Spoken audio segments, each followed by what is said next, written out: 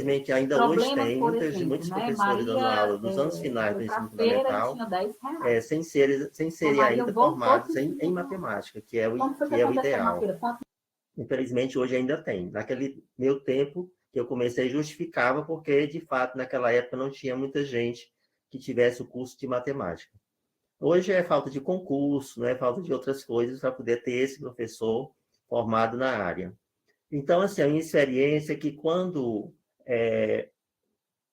chegava nos anos, na época era a sétima série, né? Era a sexta, sétima série, hoje é o sétimo ano, oitavo ano. Os alunos encontravam muita dificuldade quando a gente começava a trabalhar álgebra, que é justamente E quando, agora? né, pela primeira vez, eles começam a ver os números que Ficam. passam a ser letras. Então, aqui eu vi, na hora que foi perguntado, o que vocês lembram de álgebra? Muita gente colocou as letras, né, as variáveis, as incógnitas. Então, muita dificuldade.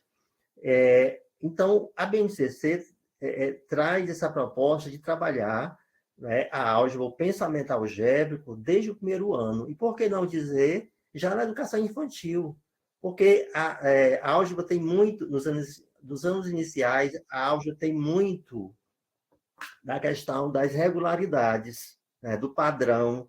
E a gente consegue ver isso nas sequências. E nós começamos a trabalhar a sequenciação, a seriação, desde a educação infantil. Então, a proposta da BNCC para que os alunos, chegando nos anos finais, eles não sofram, inclusive eu vi um vídeo outro dia que eles sofram ansiedade, né? Ansiedade quando chegam no momento da matemática em que os números passam a ser letras, né? Então, a proposta da BNCC é que as crianças, né, desde cedo, já comecem a trabalhar isso de uma forma, claro, a própria BNCC diz para não apresentar ainda as letras, né, os números, as letras valendo número.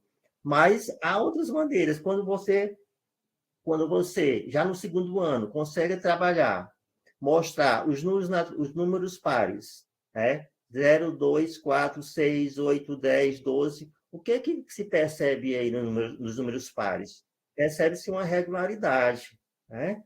Então, dessa regularidade é que a gente vai, mais na frente, lá nos anos finais, fazer a chamada generalização, né? Então, ao invés de escrever todos os números pares que são infinitos, então, por que não só colocar 2 vezes x, 2x ou 2n, sendo que esse n são todos os números naturais. 2 vezes 1 dá 2, 2 vezes 2 dá 4, 2 vezes 3 dá 6. Então, 2n ou 2x, o x é qualquer número natural que multiplicado por 2 vai dar os números pares. Então, eu generalizei. Para eu não ter que escrever todos os números pares, então eu escrevo 2 vezes x. O x sendo os números naturais. Da mesma forma, os ímpares, né? O que é o ímpar? Né? Então, se o 2x o 2 vezes x, né? O x sendo os naturais, vai dar todos os números pares, então o ímpar vai ser 2x mais 1, né?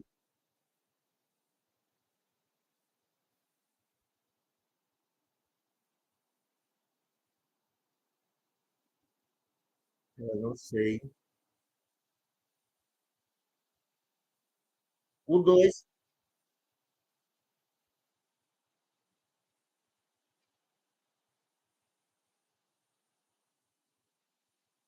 então, o 2 multiplicado por x mais 1, eu vou encontrar todos os números ímpares, sem eu precisar escrever todos os números ímpares que são infinitos. Então, essa é a chamada generalização, que a gente vai, se a gente trabalhar essa questão da regularidade, né, que pode ser, como a professora já falou, utilizando objetos, né, utilizando tampas. Com tampas, você vai, a própria criança, né, pode na hora que ela vai fazer uma classificação, ela pode fazer uma classificação das tampas ou pela cor, ou então ela pode definir um padrão para organizar as tampas, ou os objetos, ou os brinquedos, né? Então, assim, ao fazer isso, a gente vai estar ajudando a criança, mais na frente, ela não ter essa dificuldade, né? Agora eu dou uma pergunta para a professora Mazé. Ainda na década de 70, né, quando eu fiz o meu primário, né, os anos, era o primeiro grau, naquela época não se trabalhava, claro, até a quarta série, que hoje é o quinto ano, não se trabalhava as letras como número, como até hoje a própria BNCC ela faz essa indicação. Mas naquele momento, eu lembro que na quarta série a professora já trabalhava assim, quadradinho mais 1 é igual a 5. Qual é o valor do quadradinho? Né? Ou então ela colocava uma outra figura. Né? Então, assim, hoje é que eu entendo que já era uma forma, né, de já fazer uma introdução à álgebra, o que eu não vejo hoje. Então, assim, qual é a indicação? Aliás, estou lhe perguntando porque eu assisti o vídeo de outro encontro, aquele vídeo de outro curso que foi dado pela professora Mazé, e ela faz essa indicação, né, de que a BNCC coloca que a gente não trabalha letras, né, nos anos iniciais, mas ela tem uma sugestão, né, parece que é o quinto ano, né, de como a gente pode já fazer essa introdução, mesmo já usando letras, né, no quinto ano. Então, assim, eu vejo como a BNCC acerta nesse sentido, né, de antecipar. Nessa perspectiva que o Bernoulli traz para nós, ele Sim, diz, professora. Para desenvolver esse pensamento algébrico das crianças, a gente precisa pensar de uma forma não linear. Então, vamos trabalhar onde a criança tem que pensar o resultado intermediário ou mesmo o resultado inicial. Então, Maria gastou R$5 na feira, né? Maria voltou com R$5 para casa. Então, quanto Maria tinha? Então, algo assim que mexa um pouco com a mente das crianças, né? Problemas, por exemplo, né? Maria foi para a feira e tinha R$10. Então, Maria voltou com R$5. Como foi que aconteceu na feira? Quanto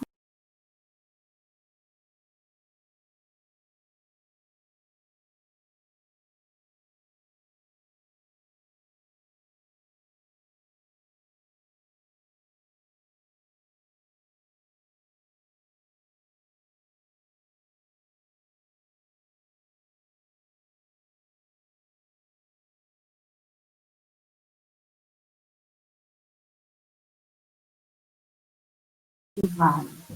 Sim, professora. Vale. Nessa perspectiva que o Bernoulli traz para nós, ele diz assim, olha, para desenvolver esse pensamento algébrico das crianças, a gente precisa pensar de uma forma não linear. Então, vamos trabalhar onde a criança tem que pensar o resultado intermediário ou mesmo o resultado inicial. Então, Maria gastou R$5 na feira, né? Maria voltou com R$5 para casa. Então, quanto Maria tinha? Então, algo assim que mexa um pouco com a mente das crianças. Vale.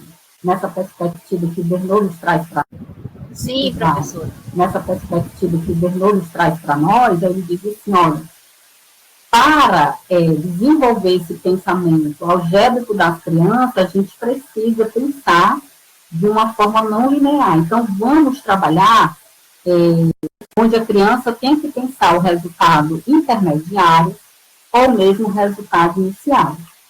Então, Maria gastou R$5 na feira, né? Maria voltou com R$5 para casa. Sim, professora. Então, quanto Maria tinha? Vale. Nessa perspectiva que o Bernoulli traz para nós, vale.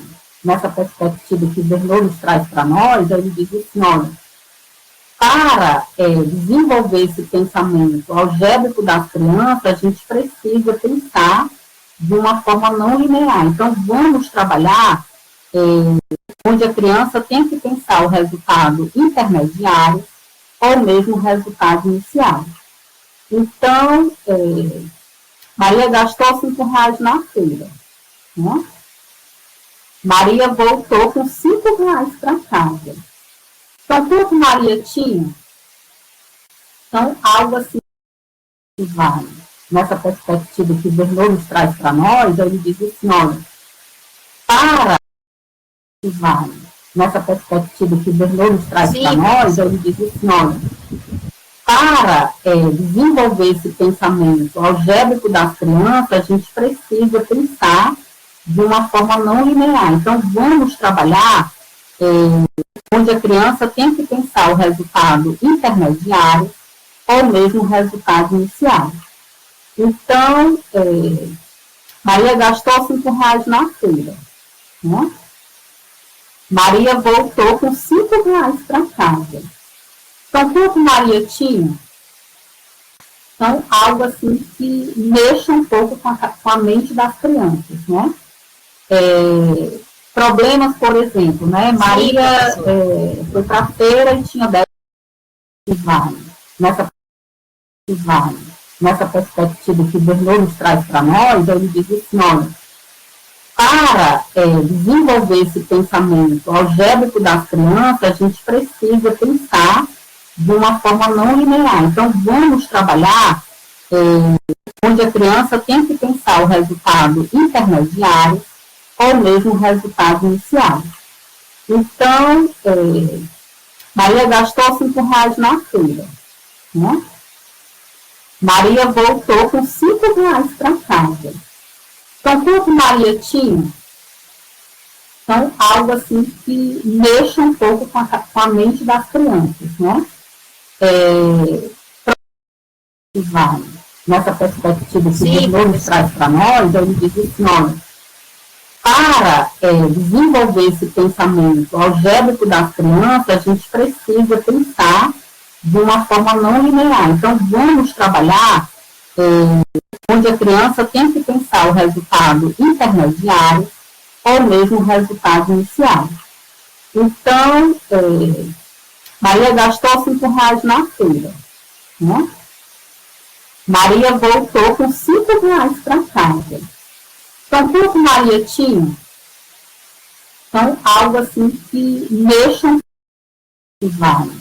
Nessa perspectiva que o Bernoulli traz para nós, ele diz assim, olha, para desenvolver esse pensamento algébrico das crianças, a gente precisa pensar de uma forma não linear. Então, vamos trabalhar onde a criança tem que pensar o resultado intermediário ou mesmo o resultado inicial.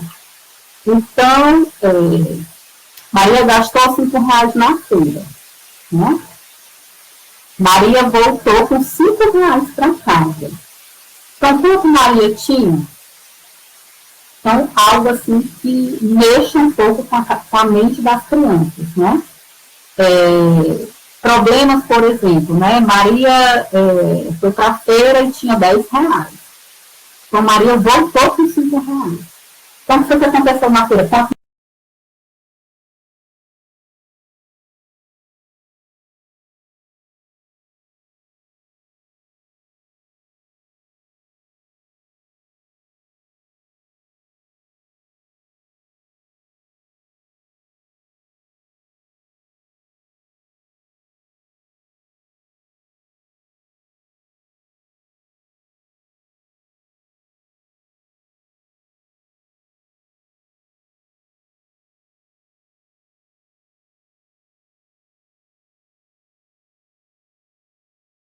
E agora?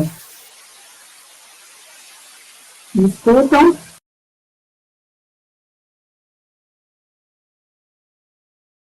Vale.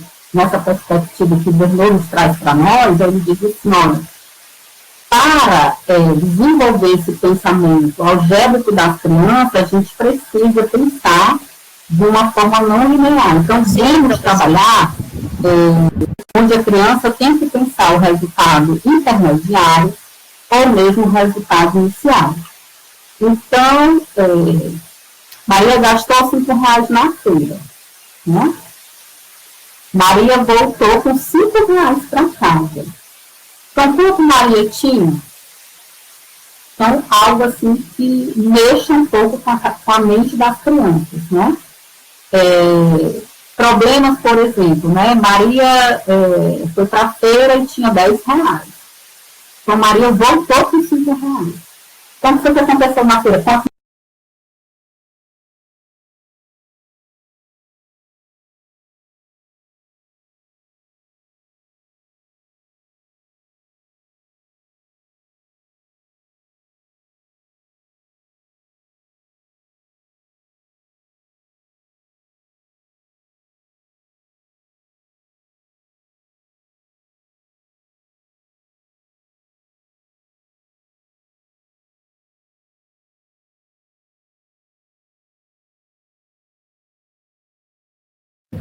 Sim, professora. Nessa perspectiva que o Bernoulli traz para nós, ele diz assim, olha, para desenvolver esse pensamento algébrico das crianças, a gente precisa pensar de uma forma não linear. Então, vamos trabalhar onde a criança tem que pensar o resultado intermediário ou mesmo o resultado inicial. Então, Maria gastou R$5 na feira, né? Maria voltou com R$5 para casa. Então, quanto Maria tinha? Então, algo assim que mexa um pouco com a mente das crianças, né? Problemas, por exemplo, né? Maria foi para a feira e tinha R$10. Então, Maria voltou com R$5. Então, o que aconteceu na feira?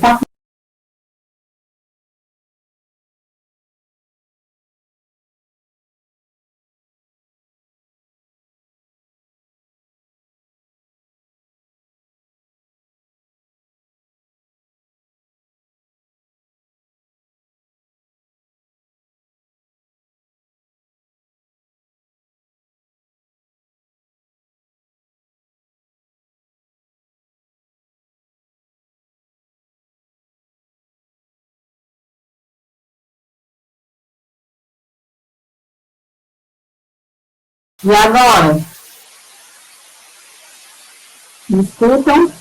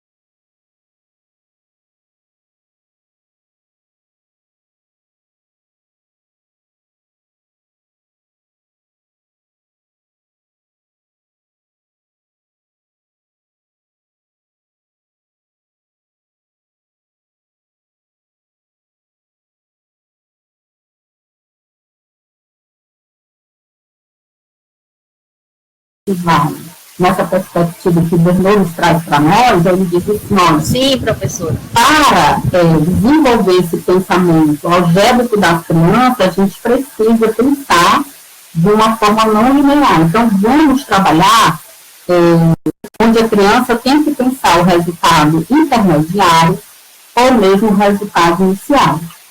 Então, Maria gastou R$5 na feira, né? Maria voltou com R$5 para casa. Então, quanto Maria tinha? Então, algo assim que mexa um pouco com a mente das crianças, né? Problemas, por exemplo, né? Maria foi para a feira e tinha R$10. Então, Maria voltou com R$5. Então, o que aconteceu na feira?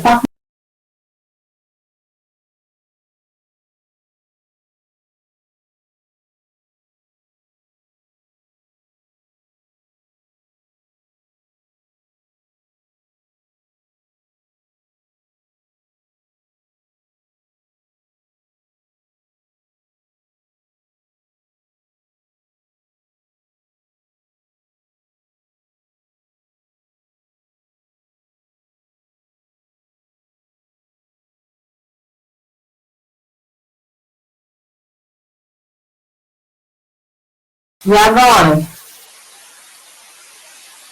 Me escutam?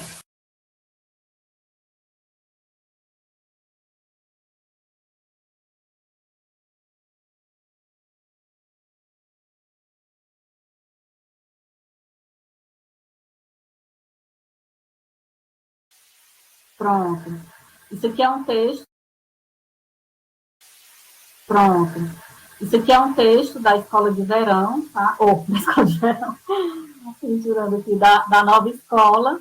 E aí que está dizendo assim, aprenda a jogar mancala, em face da luz do tabuleiro. Né? Então, Sim, professora. Pode confeccionar, né? Com os seus alunos, pode confeccionar com eles. Gente, o trabalho feito com os alunos e por eles é muito melhor do que você levar pronto, né? Então, às vezes, você passa horas e horas fazendo um jogo e você pode levar para eles fazerem. Então, os meninos maiores, do 5º ano, 4º ano, já dá para eles fazerem esse joguinho da mancala. Eles mesmos.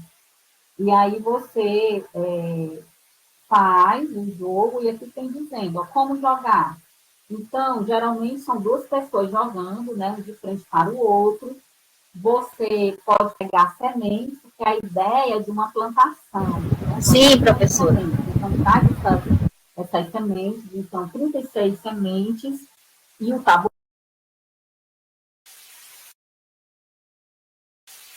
Pronto. Isso aqui é um texto da Escola de Verão, tá? Ou, da Escola de Verão, misturando aqui, da nova escola, e aí que está dizendo assim, aprenda a jogar mancala, em face da luz do tabuleiro, né? Então, você pode desconfeccionar, né? Com os seus alunos, pode confeccionar com eles. Gente, o trabalho feito com os alunos, por eles. Pronto. Isso aqui é um texto da Escola de Verão, tá? Ou, da Escola de Verão. Sim, professora. Pronto. Isso aqui é um texto da Escola de Verão, tá? Ou, da Escola de Verão. Misturando aqui, da nova escola. E aí você está dizendo assim, aprenda a jogar mancala, em face da luz do tabuleiro, né? Então, você pode desconfeccionar, né? Com os seus alunos, pode confeccionar com eles. Gente, o trabalho feito com os alunos e por eles é muito melhor do que você levar pronto, né? Então, às vezes, você passa horas e horas fazendo um jogo e você pode levar para eles fazerem. Então, os meninos maiores, do 5º ano, 4º ano, já dá para eles fazerem esse joguinho da mancala. Eles mesmos. E aí você faz um jogo e aqui tem dizendo, ó, como jogar. Então, geralmente são 2 pessoas jogando, né, um de frente para o outro. Você pode pegar sementes, porque a ideia é de uma plantação, né, plantação de sementes. Então, traz essas sementes, então 36 sementes, e o tabuleiro, que é esse aqui, o tabuleiro tem 12 tábuazinhas, né? Então, desse lado tem 6, desse outro lado tem 6 tábuas, né? E tem também 2 oásis. Os oásis são essas partezinhas aqui, ó, de todos os lados. Cada um tem um oásis. Então, são 2 oásis, e esses 2 lados aqui, cada um tem 6, 12 covas, para poder brincar, né? Covas não, cavas, né? E aí, esses oásis aqui, eles são seus repositórios, né? Então, você vai jogando. Então, os jogadores, eles sentam de frente a frente e ficam... Pronto. Sim, professora. Isso aqui é um texto... Pronto. Isso aqui é um texto da Escola de Verão, tá? Ou, da Escola de Verão, misturando aqui, da nova escola. E aí você está dizendo assim, aprenda a jogar mancala, em face da luz do tabuleiro, né? Então, você pode desconfeccionar, né? Com os seus alunos, pode confeccionar com eles. Gente, o trabalho feito com os alunos e por eles é muito melhor do que você levar pronto, né? Então, às vezes, você passa horas e horas fazendo um jogo e você pode levar para eles fazerem. Então, os meninos maiores, do 5º ano, 4º ano, já dá para eles fazerem esse joguinho da mancala. Eles mesmos. E aí você faz um jogo e aqui tem dizendo, ó, como jogar. Então, geralmente são 2 pessoas jogando, né, um de frente para o outro. você pode pegar sementes, porque a ideia é de uma plantação, né? Plantação de sementes. Então, traz essas sementes, então, 36 sementes, e o tabuleiro, que é esse aqui, o tabuleiro tem 12 tábuazinhas, né? Então, desse lado tem 6, desse outro lado tem 6 tábuas, né? E tem também 2 oásis. Os oásis são essas partezinhas aqui, ó, de todos os lados. Cada um tem um oásis. Então, são 2 oásis, e esses 2 lados aqui, cada um tem 6, 12 covas, para poder brincar, né? Covas não, cavas, né? E aí, esses oásis aqui, eles são seus repositórios, né? Então, você vai jogando. Então, os jogadores, eles sentam de frente a frente e ficam com o oásis à sua direita. Então, cada um está com o oásis à sua direita, porque eles estão frente a frente. Então, quem está frente a frente, então, a minha direita é essa, a direita de quem está do meu outro lado é do meu lado esquerdo. E aí se começa, cada um com o seu oásis, então vai se distribuindo as sementes, cada um, são 36, cada um vai ficar. E aí vão trabalhando, né, nas suas casas, de 3 em 3, né, cada um. No início, o oásis, esse oásis aqui, ele fica vazio, tá? E quem começa, escolhe uma das tábuas do seu campo. Pega todas as sementes dela e as distribui, né? Distribui uma a uma nas tábuas seguintes. Não estou dizendo casas, mas são essas cavinhas aqui seguintes. Então, vai distribuindo. Não dá para a gente aprender assim, né? Com a minha explicação.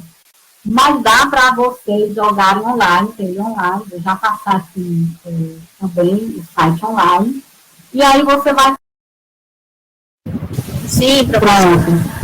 Isso aqui é um texto da Escola de Verão, tá? Da Escola de Verão. Tirando aqui da nova escola. E ele está dizendo assim, aprenda a jogar mancala. E faça da luz do tabuleiro, né? Então, você pode desconfeccionar, né? Com os seus alunos, pode confeccionar com eles. Gente, o trabalho feito com os alunos e por eles é muito melhor do que você levar pronto, né? Então, às vezes, você passa horas e horas fazendo um jogo e você pode levar para eles fazerem. Então, os meninos maiores, do 5º ano, 4º ano, já dá para eles fazerem esse joguinho da mancala. Eles mesmos.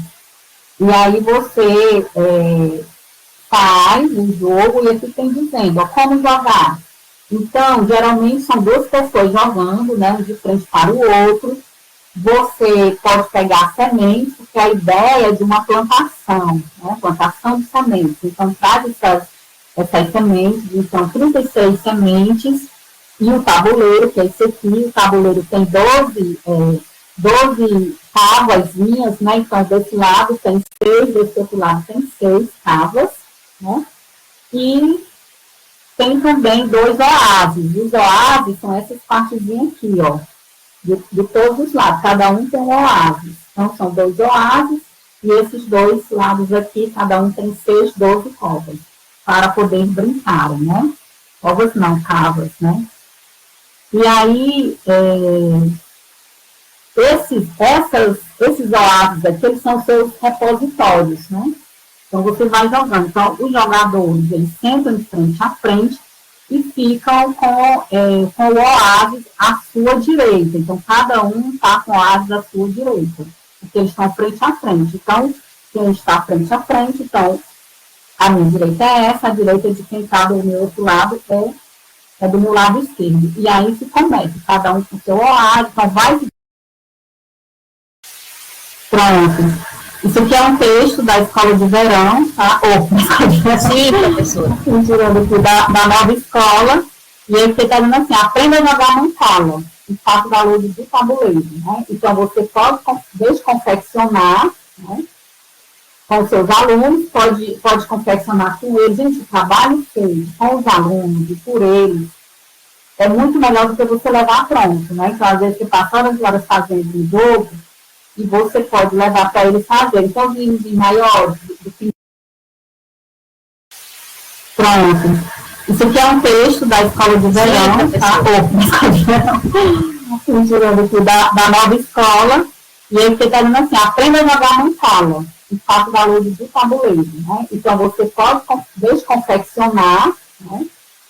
Com os seus alunos, pode confeccionar com eles, gente, o trabalho feito com os alunos e por eles é muito melhor do que você levar pronto, né? Então, às vezes, você passa horas e horas fazendo um jogo e você pode levar para eles fazerem. Então, os maiores, do 5º ano, 4º ano, já dá para eles fazerem esse joguinho da mancala.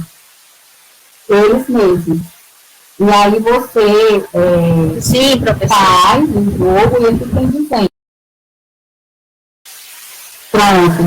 Isso aqui é um texto da escola de verão, tá? Da escola de verão.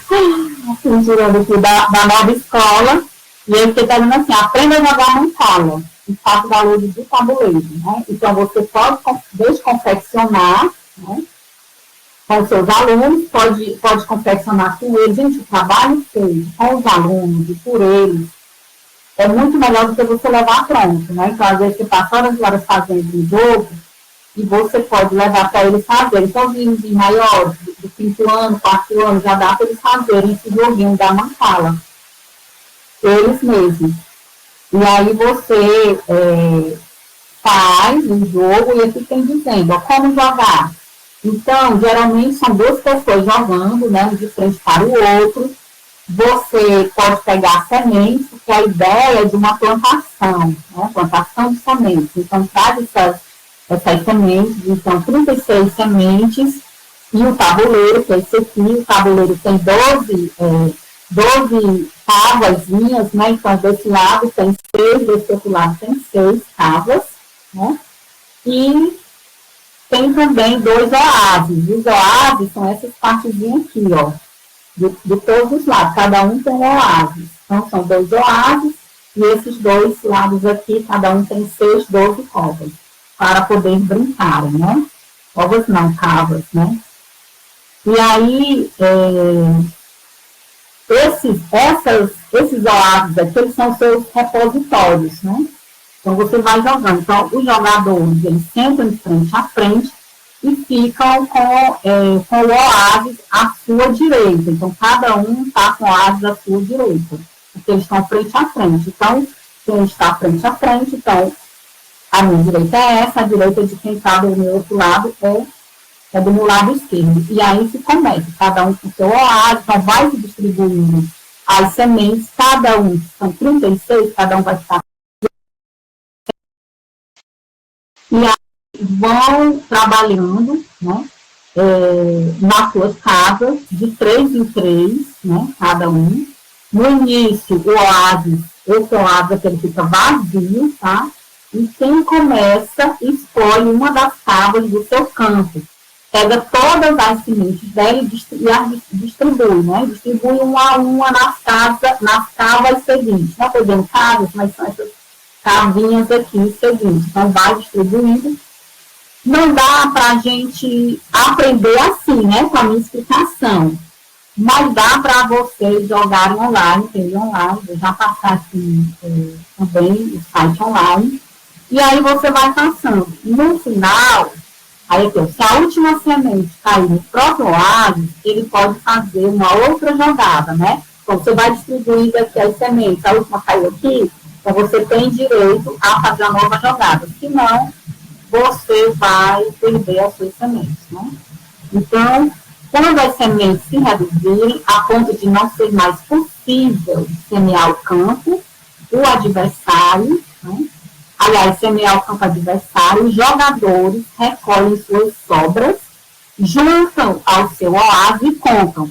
Quem tiver mais sementes, ganha, né?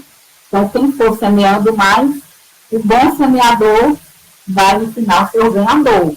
Então, é algo assim, gente, que envolve muito, tem muita matemática aqui, e é muito interessante. Então, quem não conhece, eu recomendo que procure conhecer esse jogo para trabalhar em sala de aula. Inclusive, já fica aí uma proposta para vocês colocarem no projeto de ensino de vocês, né? E aí a gente tem aqui, deixa eu ver aqui, uma outra,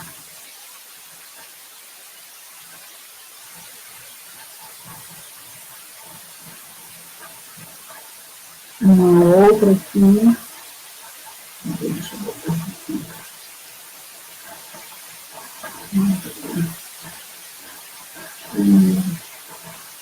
Aqui. Pronto, esse daqui. Que explica também bem direitinho, novamente, as regras, tá? Aqui vai ensinar como fazer. Eu acho que vocês não estão vendo, né? Vou uma outra tela.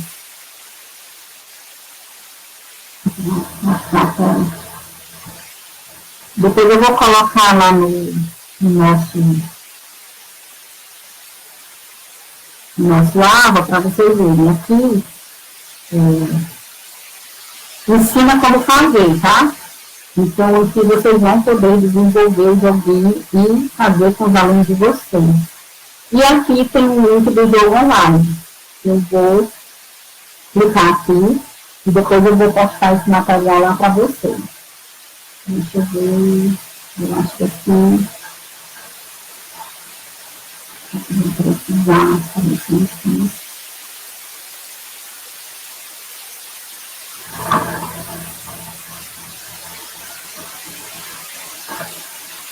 Tem também o vídeo explicando bem direitinho, então tem vários passo a passo aqui para você desenvolver a mancala, tá? E tem como jogar online também.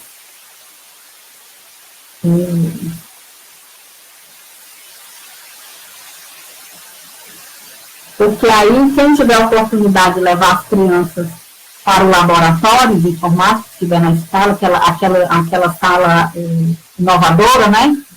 Sala de inovação, que algumas escolas têm, e aí você já leva as crianças para essa sala, né?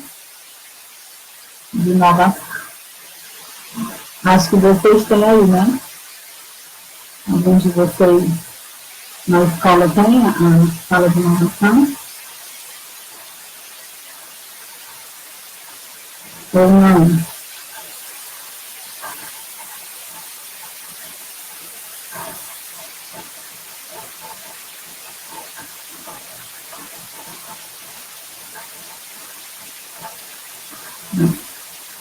Então, alguma pergunta sobre a mancala, gente?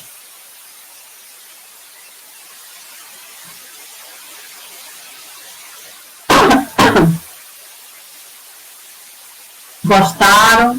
O que acharam? Digam aí.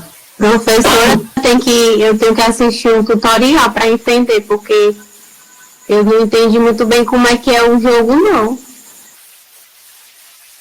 Tá. Não, assim, agora, dessa forma aqui, não é fácil entender, não. Então, vai assistir o tutorial, vai ler também aquela parte de formular o jogo, e assim, quando for no próximo encontro virtual, aí eu quero que vocês tragam aí, para mostrar aqui ao vivo, quem puder trazer o joguinho, que assim, eu fiz o jogo, tá aqui, professor, eu entendi como é que faz, vou botar todo o material lá, para vocês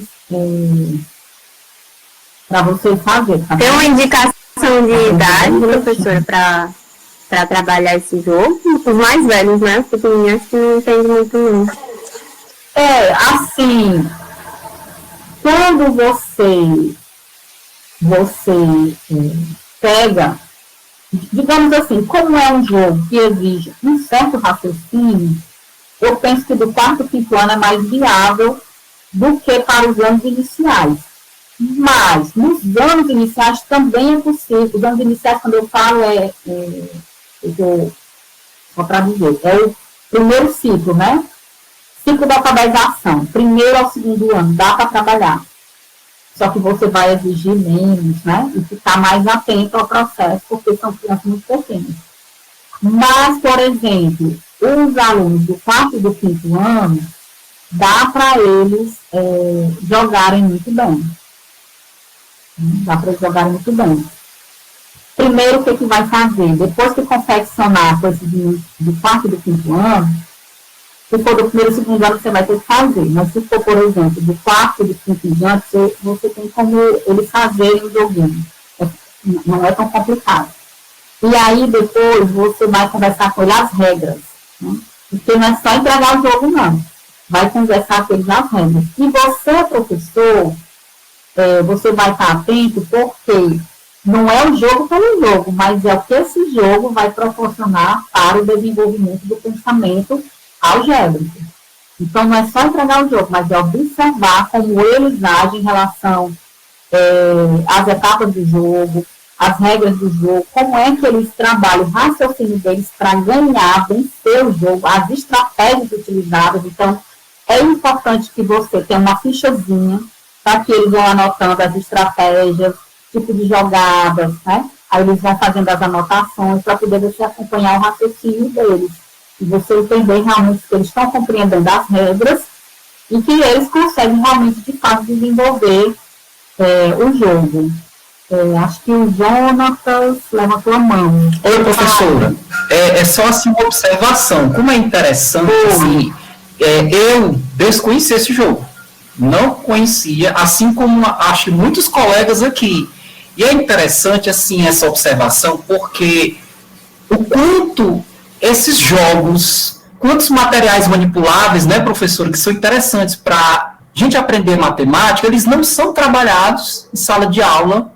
Quer dizer, eu, na minha infância, não, com certeza, os professores não trabalharam comigo, isso aí, na minha infância e adolescência, e nem na faculdade, né, na área de educação, os professores comentaram a respeito, por exemplo, desse jogo, né, assim como outros tão interessantes. Então, assim, como existe essa lacuna, né, professora, na matemática, de trabalhar, utilizar jogos, esses materiais, né, professora? É interessante isso, porque isso também explica, em parte, assim, até a senhora, né, poderia comentar, isso talvez explique, em parte, até o desinteresse, porque, de repente, se um aluno, né, professor, se trabalha esses jogos, trabalha de uma forma mais divertida, mais, digamos assim, lúdica, a gente também termina tornando mais atrativa a aula. Exatamente. Essa sua observação é muito importante, porque muitas vezes a gente pensa assim, se meu professor tivesse trabalhado assim comigo, né, quando eu estava na escola, de uma forma mais interativa, se eu pudesse realmente, de fato, vivenciar a matemática a partir de jogos, eu hoje não teria tanta dificuldade em matemática. Então, nós, professores, precisamos ficar atentos a isso. Então, vejam, olha só, esse joguinho está aqui, então você pode ir fazendo, né, preciso de 2. Pronto, eu estou só colocando, ó, você está vendo que está automático, né, olha, viu? Então, você vai vendo, ó, quando sobra, você pode, então, ó, a sua vez, a vez do computador. Então, eu jogando no computador, eu acho que eu estou perdendo. Eu estou vendo de meu Deus, acabou. Estão vendo aí, gente? Ai, meu Deus do céu, deixa eu ver aqui. Professora, estão pedindo. O computador está ganhando todas. Tá, vou colocar aqui. Mas eu vou colocar também lá, para vocês depois verem, tá? Vocês estão vendo aí, né, que o computador está ganhando de mim. Eu estou passando vergonha, então... Vou deixar aí para outra oportunidade. Este computador ganha todo de mim. Então, porque ele vai vencer, né? Olha aí, tá vendo? Então é isso, né? Vou tirar aqui a tela, vocês eu vou botar o material para vocês verem como confecciona, porque a gente precisa ter várias opções. Então a gente tem a opção online e a gente tem a opção de fazer. Porque não adianta só a gente dizer assim, eu não vou fazer porque eu não tenho internet. Então, eu não vou fazer porque não tem material. Vocês estão vendo que o material aqui, ó, é papelão, viu? O presente lá do grupo de Natal que me deu. Mas sabe, gente, eu já fiz a mancala de caixinha de ovos. Isso deu na cabeça de vocês. Caixinha de ovo aquele chocolatezinho que tem esse nome que ele vem também numa caixinha, parece de ovo. Esqueci agora o nome. Ferreiro, né? E tem outras possibilidades. Então, caixinha de ovos resolve isso aqui nos constrangendo. Ou então faz alguma coisa assim, né? Então, a gente tem como fazer esses materiais reciclados, né? De material reciclável e também online, se a gente tiver aquela sala de inovação aí na nossa escola, tá? Então, tem essas possibilidades, tá bem? Então, mais ou menos era essa a ideia que eu tinha para conversar com vocês sobre álgebra. Vocês querem falar alguma coisa mais? A ideia é que vocês leiam aquele material, instalar, né, que traz uma reflexão teórica para poder embasar nossa discussão aqui. Porque como é muito rápido, a gente não tem tempo para discutir um pouco as teorias. Então, eu estou querendo conversar mais com vocês, fazendo práticas, para que vocês possam depois discutir um pouco isso no projeto de ensino de vocês, tá? Mas eu estou aberta aqui para ouvir e também para ouvir. E aí, acho que temos uma mão levantada, professor Edson. Pronto, eu queria me apresentar, né? E sua câmera, então. Boa noite, boa noite, queridos cursistas, né? Professores, professoras. Eu me apresentar primeiro, né? Sou professor Edson, fui professor durante mais de 30 anos, professor do ensino fundamental aqui em Quixadá, e também já estou afastado para a aposentadoria do município, né? Então estou atualmente somente na UES, aqui de Quixadá, na FECLESC. E eu queria compartilhar um pouco da minha experiência como professor no ensino fundamental. Embora eu tenha feito pedagogia, mas eu passei um bom tempo da minha experiência dando aula nos anos finais do ensino fundamental, por conta, naquele tempo, infelizmente ainda hoje tem muitos professores dando aula nos anos finais do ensino fundamental, sem serem ainda formados em matemática, que é o ideal. Infelizmente hoje ainda tem. Naquele meu tempo que eu comecei justificava porque, de fato, naquela época não tinha muita gente que tivesse o curso de matemática. Hoje é falta de concurso, falta de outras coisas para poder ter esse professor formado na área. Então, assim, a minha experiência é que quando chegava nos anos, na época era a 7ª série, né? Era a 6ª, 7ª série, hoje é o 7º ano, 8º ano. Os alunos encontravam muita dificuldade quando a gente começava a trabalhar álgebra, que é justamente quando, pela primeira vez, eles começam a ver os números que passam a ser letras. Então, aqui eu vi na hora que foi perguntado, o que vocês lembram de álgebra? Muita gente colocou as letras, né, as variáveis, as incógnitas. Então, muita dificuldade. Então, a BNCC traz essa proposta de trabalhar, né, a álgebra, o pensamento algébrico, desde o primeiro ano. E por que não dizer, já na educação infantil? Porque a álgebra tem muito, nos anos iniciais, a álgebra tem muito da questão das regularidades, né, do padrão, e a gente consegue ver isso nas sequências, e nós começamos a trabalhar a sequenciação, a seriação, desde a educação infantil. Então, a proposta da BNCC é para que os alunos, chegando nos anos finais, eles não sofram, inclusive eu vi outro dia, que eles sofram ansiedade, né? Ansiedade quando chegam no momento da matemática em que os números passam a ser letras, né? Então, a proposta da BNCC é que as crianças, né, desde cedo já comecem a trabalhar isso de uma forma, claro, a própria BNCC diz para não apresentar ainda as letras, né, os números, as letras valendo o número, mas há outras maneiras. Quando você, já no segundo ano, consegue trabalhar, mostrar os números pares, né? 0, 2, 4, 6, 8, 10, 12. O que se percebe aí nos números pares? Percebe-se uma regularidade, né? Então, dessa regularidade é que a gente vai mais na frente, lá nos anos finais, fazer a chamada generalização, né?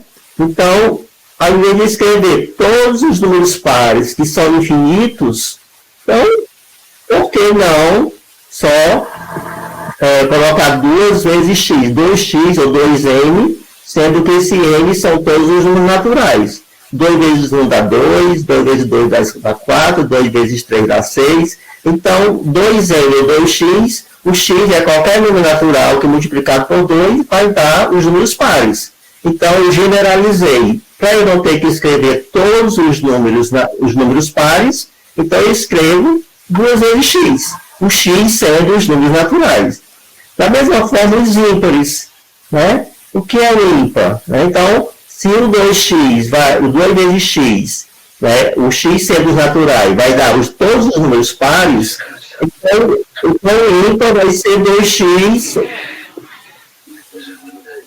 mais 1, né?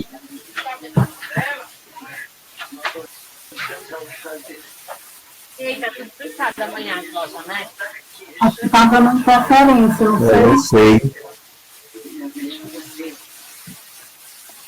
O 2. Alguém está com o áudio ligado, gente? Que está dando interferência. Então, 2 multiplicado por x mais 1, eu vou encontrar todos os números ímpares, sem eu precisar escrever todos os números ímpares que são infinitos. Então, essa é a chamada generalização, que a gente vai, se a gente trabalhar essa questão da regularidade, né, que pode ser, como a professora já falou, utilizando objetos, né, utilizando tampas. Com tampas você vai, a própria criança, né, pode na hora que ela vai fazer uma classificação, ela pode fazer uma classificação das tampas ou pela cor, então ela pode definir um padrão para organizar as tampas, ou os objetos, ou os brinquedos, né? Então, assim, ao fazer isso, a gente vai estar ajudando a criança, mais na frente, ela não ter essa dificuldade, né? Agora eu dou uma pergunta para a professora Mazé.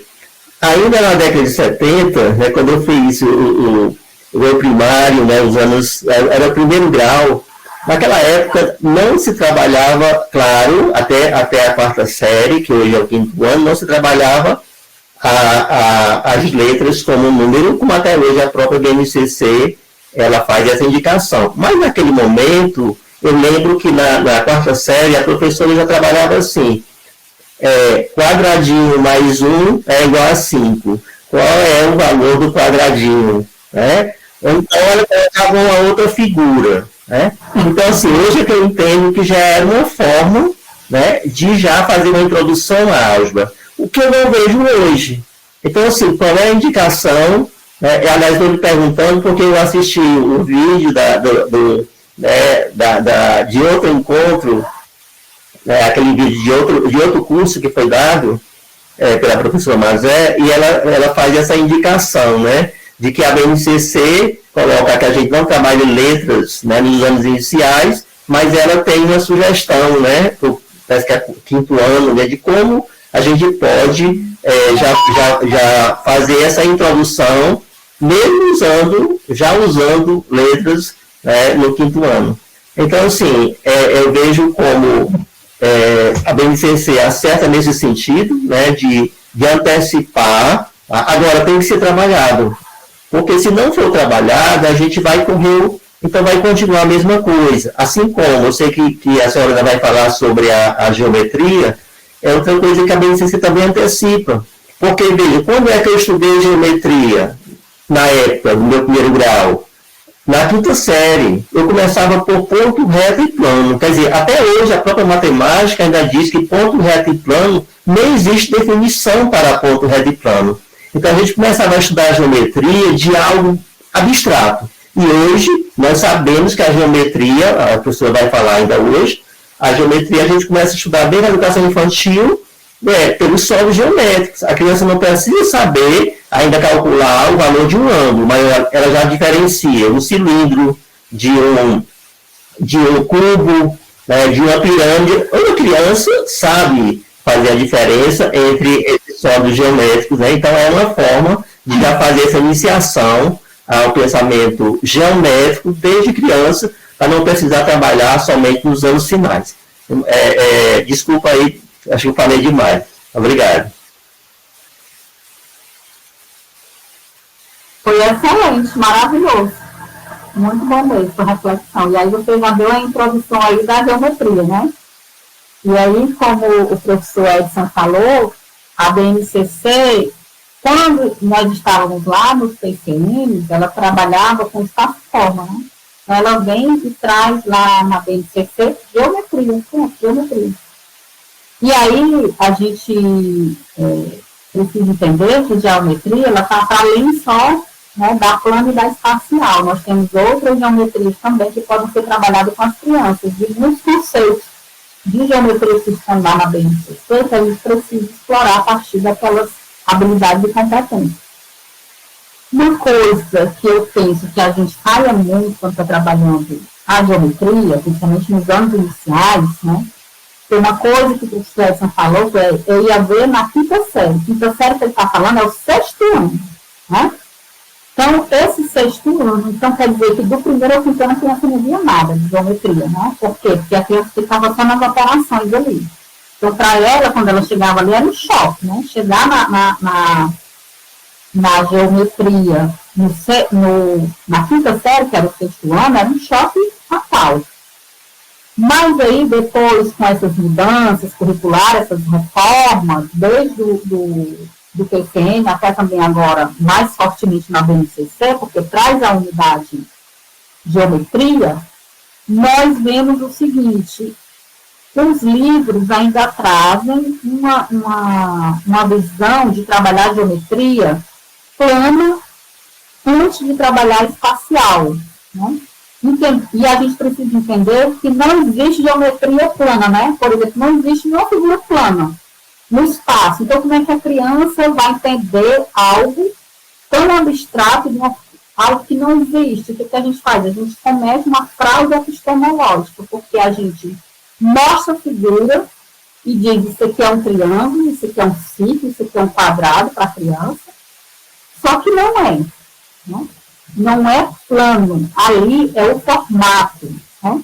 Ali é uma representação da minha estrutura lógica. Por quê? Porque a geometria plana, ela está aqui, né, nas minhas estruturas lógicas. Quando ele materializa aquilo ali, ela já deixa de ser plano e passa a ser sólido. Porque no espaço só tem o tridimensional, não tem a planificação. Agora, o que a gente faz? Uma planificação, isso sim.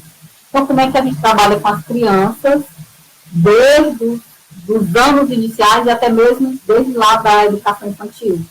É trabalhar a planificação dos sólidos. Então, como é que a criança entende o que é um triângulo? Quando eu trabalho do sólido para o plano. Então, o que a criança tem contato no seu dia a dia? Do sólido. Do sólido. Então, ela vai no supermercado, tem um monte de embalagem lá. Aquelas embalagens têm formato, muitas delas têm formatos geométricos, que a gente pode aproveitar aquilo ali. Então, o que a gente trabalha com as crianças? A gente trabalha as faces, né? Então, quando a gente trabalha essas faces, a gente tem a possibilidade de fazer com que a criança realmente perceba o que a gente quer que elas percebam, né? Então, eu trabalho isso aqui com elas, as faces. Mas isso aqui é o quê? É um sólido, né? Isso aqui é um objeto espacial. E aí, aqui, a face, sim, é uma representação da planificação do que eu tenho de forma abstrata, que é a representação das figuras planas. Mas nós, professores, a gente vai na escola, porque a primeira coisa que a gente faz é mostrar para as crianças as figuras geométricas como se fossem aquelas planas, né? Então, a gente desenha um triângulo na lousa, ou no cartaz, ou mesmo no livro, e coloca lá para eles. E muitas vezes, mesmo quando estamos trabalhando os sólidos, nós trabalhamos com um livro ou com uma folhinha lá, onde eu fiz um desenho de um sólido lá. E não tem como a criança perceber algo espacial numa mídia bidimensional, porque o espacial ele tem 3 dimensões. Então, como é que a criança consegue perceber isso num livro? Olha só.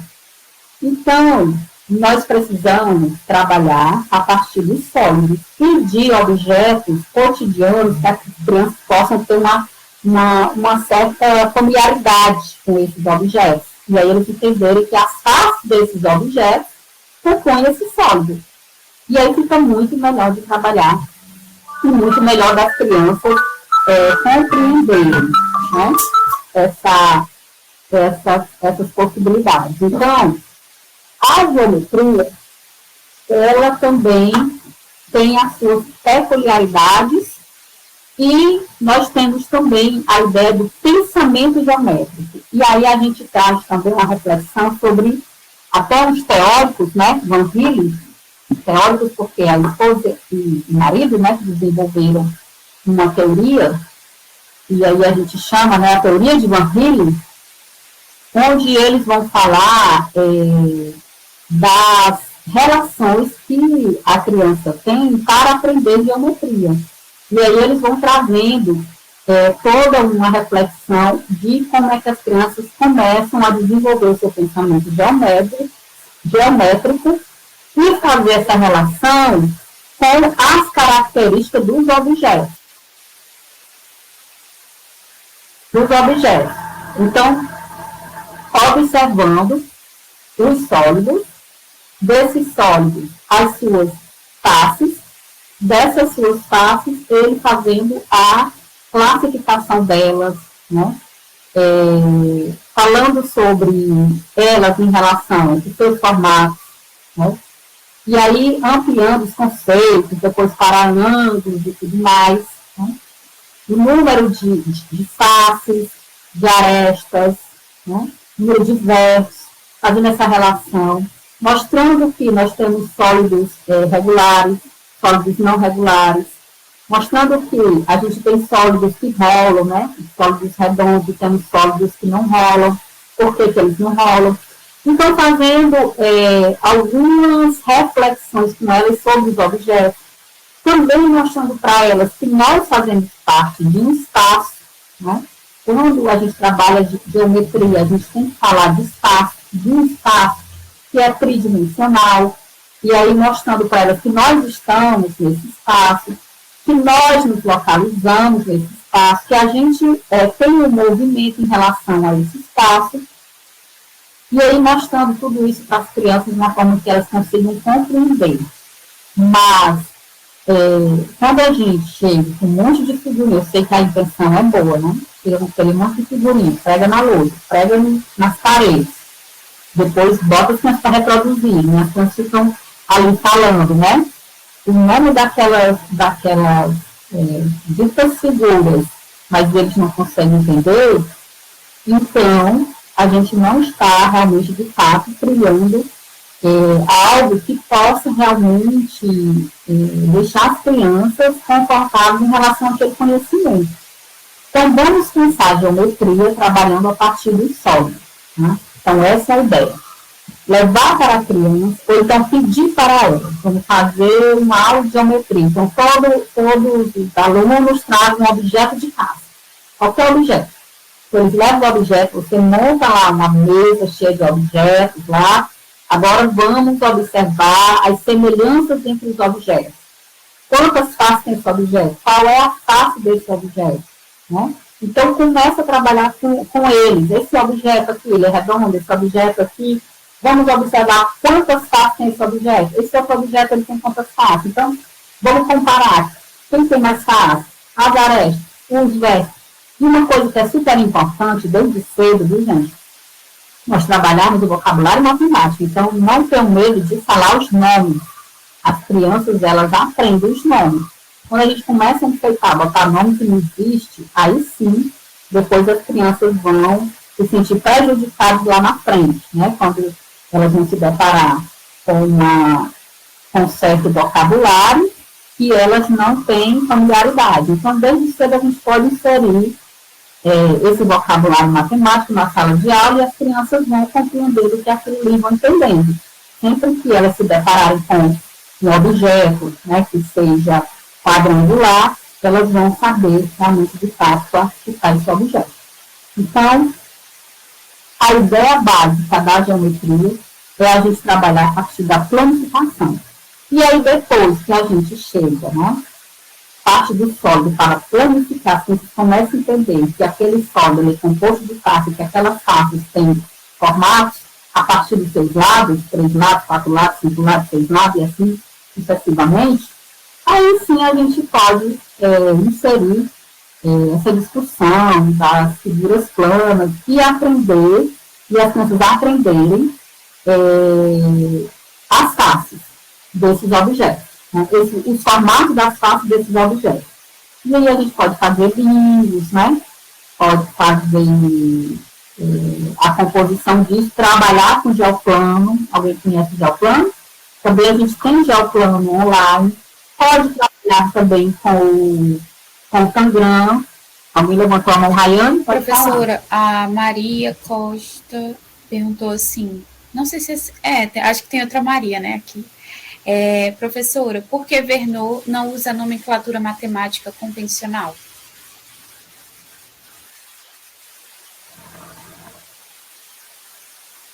Convencional, porque a matemática convencional, ela é uma matemática muito formalista, né? E o que Verneau estava atrás era de uma matemática, realmente, de fato, que atendesse ao aluno, onde esse aluno realmente, de fato, tinha sentido aquela matemática para ele. Então, o que a gente tem da matemática convencional? É uma matemática formalista, conteudista, para pouco, elitizada. E aí a gente tem uma matemática de Verneau preocupada com o quê? Porque Verneau vai estudar Piaget, vai estudar com Piaget, vai ser aluno de Piaget orientado por Piaget. Então, ele traz toda uma reflexão a partir das ideias do Piaget. Ou não, Maria, pode falar. Com licença, professora. Boa noite às senhoras, colegas. Eu estava dando uma olhada no livro, né, A Criança, a Matemática e a Realidade, e eu vi que ele não traz mais a questão, por exemplo, parcela, soma, total, minuendo, subtraindo, multiplicando, os fatores, enfim. Ele não usa mais isso. Aí é uma mudança de paradigma, né, muito grande que a gente tem que Exatamente. Para poder doravante trabalhar sem porque isso era o que ditava, né? Era a sequência da aula. Era muito importante organizar o pensamento. Porque isso não faz sentido, né? Porque é o tipo da coisa, né? Não faz sentido e não agrega, só complica, né? Isso aí são você começar a trabalhar as operações pelos algoritmos. Então, como é que a gente aprendeu? O professor chegava na sala e dizia, vamos fazer uma ação, aqui é a primeira parcela, a segunda parcela, aqui é o total, né? Vamos fazer uma subtração, né? Diminuindo, subtraindo, o resto é diferença. E aí, se aprendia esses nomes, mas não se aprendia o sentido, não se entendia os fundamentos daquilo ali, porque se estava fazendo aquilo ali. Então, a ideia é a gente superar isso daí e trabalhar a matemática mais significativa. Ok. Muito boa a sua observação, viu, Maria? Eu quero mostrar para vocês. Sim, mas se você vai ensiná-los, né, usando o QVL, obedecendo unidade, abaixo de unidade, dezena, abaixo de dezena, centena. Aí você, como é? Você tem que dizer, olha, coloca a primeira parcela, como é que a gente diz agora? Coloca, que referência a gente faz?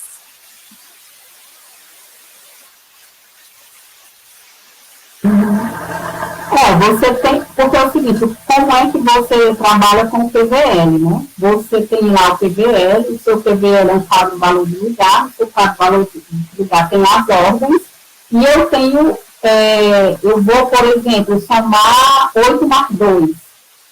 Então, eu coloco lá na sequência que aparece no problema. Isso quer dizer que eu preciso dizer a primeira parcela e a segunda parcela. No QVL, os algarismos dos primeiros números com seu respectivo é a primeira posicional. Posicional, exatamente, valor posicional. Então, é o valor da sentença, né? Você vai montar uma sentença matemática. Então, esses nomes aí, eles são ultrapassados, né? Especialmente, aquela coisa, lembra quando também a gente estudava, que tinha 9 escolas, né? Que só ficava morrendo para tirar 9 escolas, toda prova tinha 9 escolas, isso também não faz sentido nenhum, não agrega valor, né? Então, a gente precisa focar no que é importante. O que é importante é a criança entender o que significa 8 mais 2. O que significa isso, né? Então, é isso que a gente tem que procurar trabalhar nas operações, e realmente, de fato, a criança entender a soma dessas variáveis e o que é que isso gera dessas somas e por que essa soma está acontecendo. Então, é isso que vai fazer a diferença mesmo. Nada, Maria. Quero mostrar aqui para vocês, eu estava falando do geoplano, né? E assim, esse joguinho aqui que eu vou mostrar para vocês é online, né? Mas você pode fazer também. Mas ele só é adequado depois que você trabalha a planificação, certo? Então, do sólido para a planificação. Então, depois você vai representar as faces dessa planificação no geoplano. Então, você tem aqui o geoplano, né, ó, coloridozinho e tal, que eu já disse que você pode fazer. Aqui você pode trazer e fazer inúmeras, né, imagens. Então, você traz, você vai fazendo o que você achar que é interessante e vai modificando o formato, viu?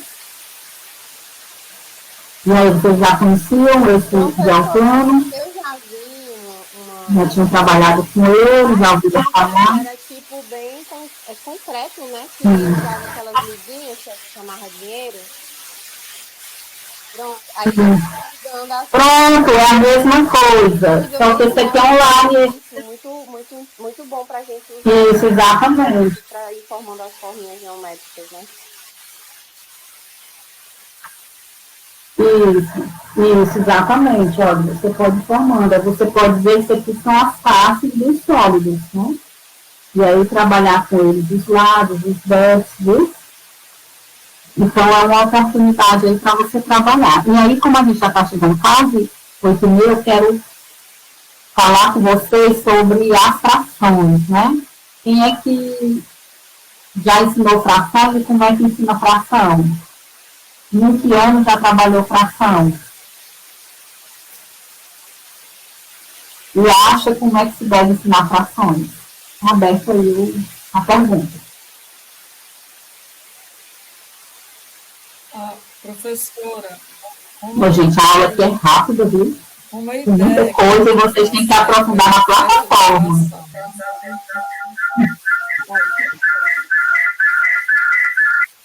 Vixe, Maria. Então, levei um bolo, né, que era no final do ano, já porque a fração a gente só vê no final do ano, porque fica tão ocupado, né, com as operações, com a sequência, que a fração fica lá para o final do ano. Aí leva-se um bolo, né, o bolo inteiro, então a gente vai repartir com esses meninos lá, em tantas partes iguais, e cada um representa total avos, né, que geralmente são mais de 10 meninos na sala, do bolo e pronto. Duvido eles esquecerem o que é fração, viu? O que é o inteiro, o que são as partes. Né? Você divide ao meio, pronto, aqui, metade do bolo, né? Divide, aí depois passa para um traço, divide em 4 partes, em 8 partes, em 16, e assim sucessivamente.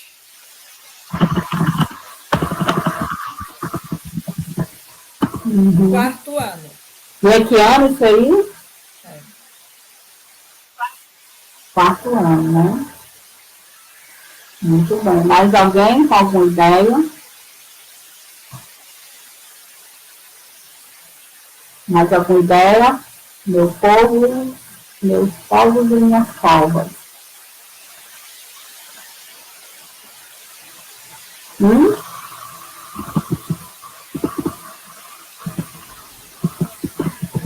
Ninguém mais ideias? Ninguém ensinou fração nesse grupo aqui na vida? Professora, colocaram aqui no chat, trabalha assim em GeoGebra, pizza, barra de chocolate. A Samara colocou utilizar termos, tampinhas, dobro, metade.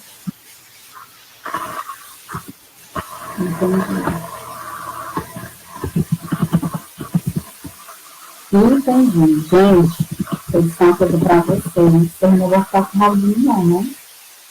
Não? Não, né? Não, deixa eu dizer uma coisa para vocês. Não devemos jamais trabalhar frações com bolo, pizza,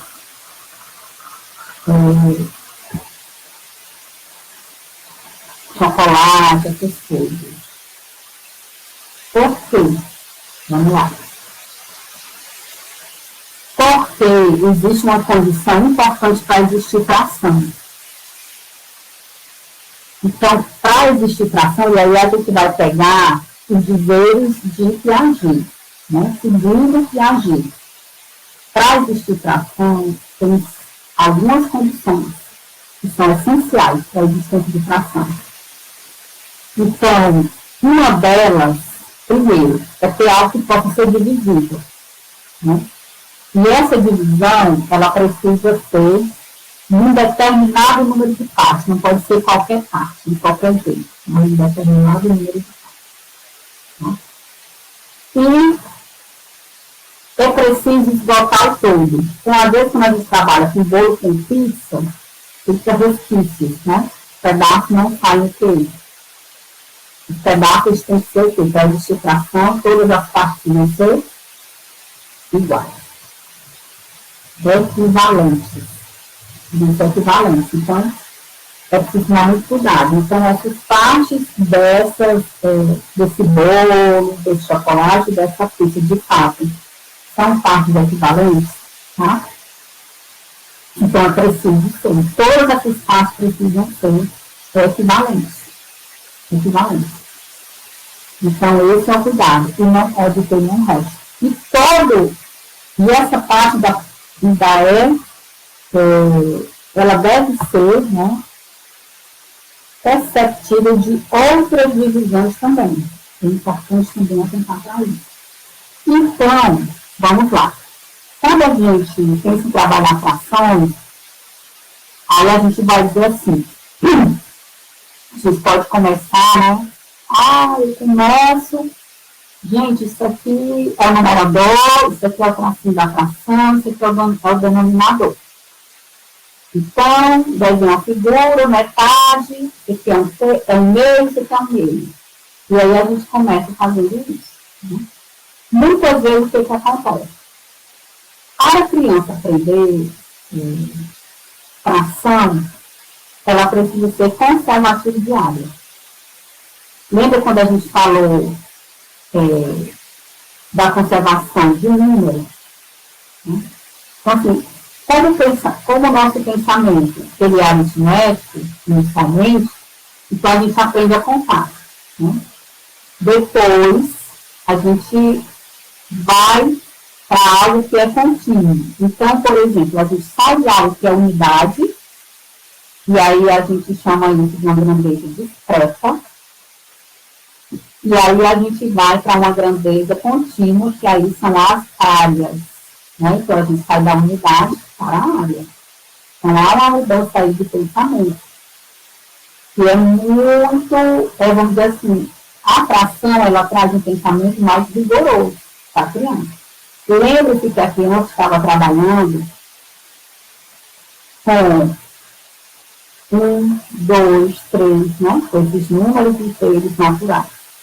De repente, você mostra para ela um meio, 1 sobre 2. E esse 1 sobre 2, ele é menor do que 1.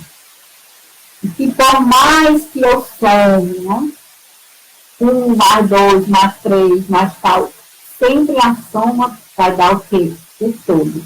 E o todo é o quê? É 1. Sempre eu volto para 1, para a unidade. Então, vejam bem que não é simples da criança entender. E a gente começa a ensinar a fração assim, trazendo logo o algoritmo para ele. Então, será que a minha criança está preparada? Será que ela vai ser diária? Então, a gente tem que fazer alguns testes para entender. Os livros trazem logo as grandezas contínuas. Eles começam a fração assim, 1/2 mais 1/2, né? Ou 1/4 mais 2/4, né? 1/5 mais 3/5, e aí eu começo a colocar isso na cabeça das crianças. Só que a gente precisa trabalhar algumas questões em relação às grandezas discretas e às grandezas contínuas. As grandezas discretas, como eu falei, são as unidades. Então, eu não posso dividir unidade de qualquer jeito, né? Diferente do contínuo. Então, por exemplo, João tinha 5 carrinhos.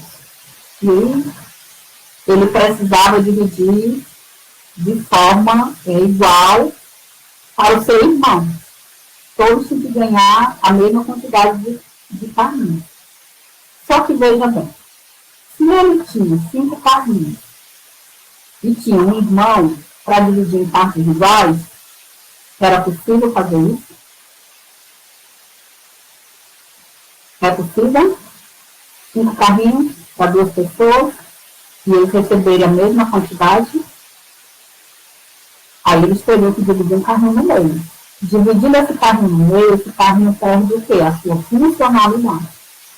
Então, grandezas discretas têm limitações para serem divisíveis. Então, não é de qualquer jeito. Né? Mas, se eu tiver, por exemplo, eu tenho um terreno, né? Esse terreno pode ser divisível de diversas formas, muitas partes, e não vai ter nenhum prejuízo, porque ele sempre vai ser um pedaço de terreno. Por menor que ele seja, vai ser um pedaço de terreno, ele sempre vai ser um terreno. Mas se o carrinho, uma cadeira, qualquer outro objeto unitário que eu tenho que dividir, isso vai perder a sua funcionalidade. Então, é algo para a gente pensar. Então, Maria foi à feira e comprou 9 ovos. No caminho, ela quebrou o 5 dos ovos. Enquanto Maria ficou. Vejam bem, 9 ovos tem alguma relação com o 5? É divisível? É possível? O que vai acontecer? Vou ter que partir o ovo aí ao meio, né? Ao meio, ou outras partes, mais ou menos, ali em quintos, e ele vai deixar de ser um ovo. Então, eu tenho que tomar mais cuidado. Agora, se eu disser assim, tinha 9 ovos, né? E quebrou 1/3, aí existe uma relação, não existe? Mas, um quinto para um nome, fica difícil, porque essa relação não é possível, né? Não é divisível. Então, eu preciso tomar cuidado. Quando ele fala que essa totalidade, essa existência de uma totalidade pode ser divisível, é importante, quando a gente estiver trabalhando com ação, estabelecer essa relação, entender isso, né? Tem um probleminha que trabalha grandezas discretas, que é do Malbatarran. Alguém já ouviu falar de Malbatarran aqui? Pois é, eu também, quando a senhora falou Professor, quando a senhora falou, né, de 1/5, né, dos ovos, eu Oi? lembro imediatamente, né, dessa história, né, de Malbatarran, que ele pegou um camelo, a história dos camelos, né, aí ele cedeu mais um camelo e deu tudo certo, né. Aí eu pensei em citar, bote mais um ovo emprestado, peça 1 quilo, que aí dá certo. É a lei da divisibilidade, né? Então, assim, Por que não dá certo, né? Porque a soma das partes aí, nesse problema, não dá o todo. Depois vocês podem pesquisar, viu? O problema dos camelos malbatarrãs. A soma das partes não dá o todo e não é divisível. E aí tem essa questão quando a gente trabalha com unidades, com grandezas discretas. Mas como é que eu sei que a criança está preparada para trabalhar com as grandezas contínuas? Eu preciso, quando eu sei que ela é conservativa diária, que eu posso trabalhar fração, eu preciso fazer alguns testes, tá? Então, vocês têm aí, assim, uma folha de papel ofício, de fazer um testezinho para vocês fazerem com as crianças de vocês lá na escola, e depois vocês me dizerem se eles conseguiram, de fato, perceber e estão preparados para aprender fração, e aí vocês podem apresentar esses algoritmos a eles. Cuida, pega uma folha de papel ofício, uma folha de caderno, aí que vocês tiverem mais fácil. Vão dizendo aí, peguei, sim, aí no chat, e a Rayane me diz. 30 segundos, para todo mundo pegar a folha. Sim, peguei. Corre.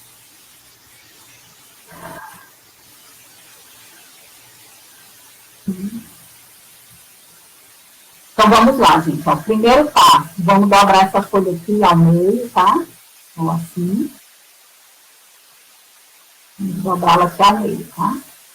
Isso a gente vai fazer com as nossas crianças antes de começar a trabalhar frações, tá, gente? É uma preocupação que eu tenho muito grande.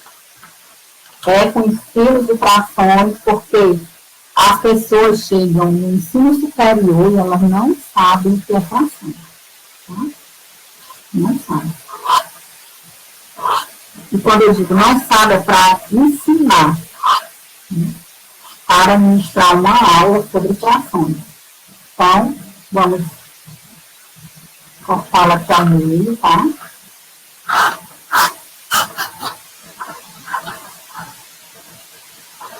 Então, a gente bota uma do lado, pega a outra e novamente dobra.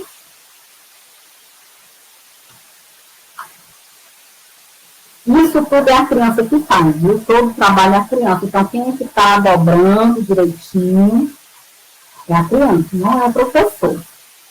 Então, não é você que está fazendo, é o seu aluno que está fazendo. Você está dando os comandos e ele está fazendo. E aí você vai fazendo as perguntas, né?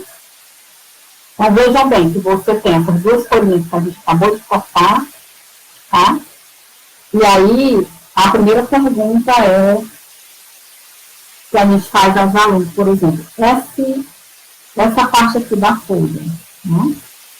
Ela é maior ou menor que essas duas, maior, menor ou igual a essas duas, esses dois pedaços aqui, essas duas partes aqui. Aí você vai ver com ela. Uma criança que ainda está conservativa, apenas de unidade, ela vai associar a quantidade. Então, ela vai dizer que aqui tem mais porque tem duas, e aqui tem menos porque tem uma. Uma criança que é conservativa diária, ela vai dizer, professora, é a mesma coisa, elas têm o mesmo tamanho, né? Então, estão cortadas, mas têm o mesmo tamanho. A criança que disser que aqui tem mais, né, e aqui tem menos, ou aqui tem menos, aqui tem mais, o que a gente vai fazer? Vamos sobrepor, então, as peças que elas colocarem uma em cima da outra, né? Elas vão colocar assim. Depois vamos sobrepor, e agora? Elas têm o mesmo tamanho, tamanhos diferentes, ou a mesma área? E aí as crianças vão dizendo, ok. Então, você vai fazendo isso com elas. Aí, uma coisa importante para fazer, né? Digamos que elas, está com o mesmo formato, né? Mesmo que ela tenha compreendido aqui, ela chegou nesse nível aqui, ela compreendeu isso aqui, mas a gente precisa dar vamos dizer assim, aumentar um pouco o raciocínio. Então, o que a gente vai fazer? Vamos dobrar na diagonal. A gente dobra aqui na diagonal, né? Todo mundo dobrando na diagonal. Vocês estão me acompanhando? Digam aí no chat. Estão me acompanhando? Se está dando certo? Estão entendendo aqui o meu raciocínio, que vocês estão dizendo que sim. Me acompanhando, que eu estou trabalhando. Ótimo, muito bom. Então, ó, diagonal, tá? Agora vamos recortar. Recorta aí na diagonal. Vamos recortar, todo mundo direitinho, bonitinho. Vejam que agora a gente está dando um pouco, né, de dificuldade para ela perceber. Por quê? Porque a gente agora está com formato diferente. Então, a gente traz para cá, ó. E a gente faz a comparação. E agora, né? Essa parte aqui, ela é maior, menor ou igual a essa daqui? Pegar essas duas partes, e aí a criança tem que perceber. Uma criança na conservativa diária, quando ela vê esse formato diferente, ela pode ficar em dúvida. Não, eu acho que essa área aqui é maior.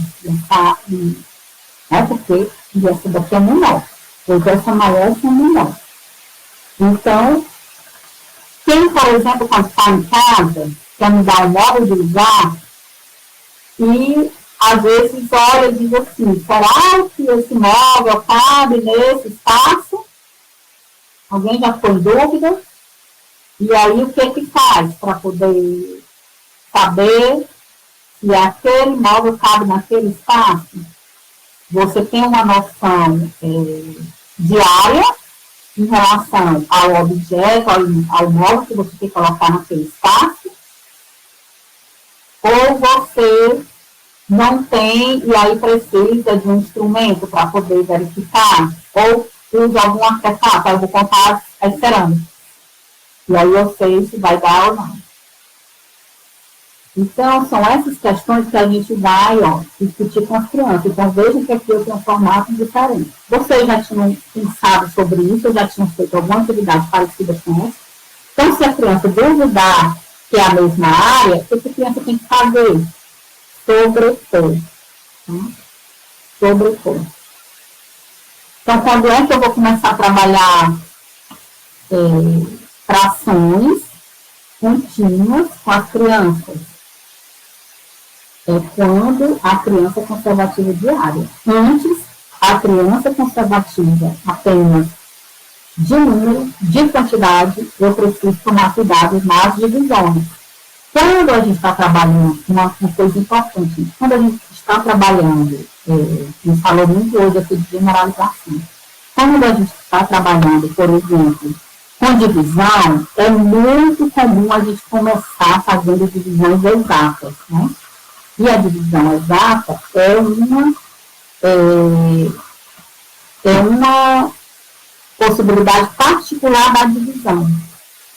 Porque a gente precisa trabalhar a divisão com a ciência com o resto, para poder a criança entender. Depois que as crianças entendem a divisão com o resto, é que a gente vai para a divisão sem resto. A divisão exata, né, que a gente chama de divisão sem resto. E aí sim a gente começa a trabalhar essa divisão sem resto. Mas antes a gente precisa trabalhar as divisões com o resto e trabalhar o resto. O que é esse resto? Por que sobrou? Então, a criança precisa entender isso. Então, isso é a generalização para poder aprender a dividir. E aí depois a gente seguir para razão, proporção, né? E as crianças entenderem de fato que é a fração. Que é a fração. Então, a gente entender que essa daqui é a mesma fração de todo, né? Que essa daqui é diferente, mas é a mesma fração de todo. E essas três partes aqui, somadas a essa, volta àquele todo inicial. E aí a gente pode fazer um trabalho bem bacana usando o programa. O programa possibilita fazer isso.